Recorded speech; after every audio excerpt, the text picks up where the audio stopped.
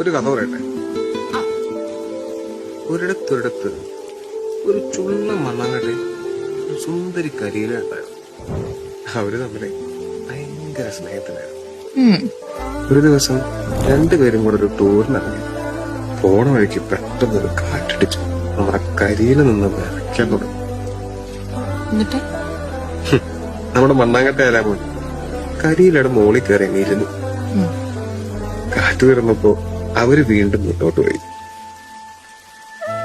കുറച്ചു ദൂരം ചെന്നപ്പോ മണ്ണാങ്കട്ട കേട്ടൊരു കിടിലം പണി. നല്ല ഇടിപെട്ട് മഴ. ഇത്തവണ കരിയിലയുടെ വകയായിരുന്നു ഈ റോസ്. പറന്നു നിന്ന് മണ്ണാങ്കട്ടയുടെ മുകളിലിരുന്നു. പക്ഷെ കുറച്ചും കൂടെ ദൂരം ചെന്നപ്പോ കാറ്റും മഴയും ഒരുമിച്ചു.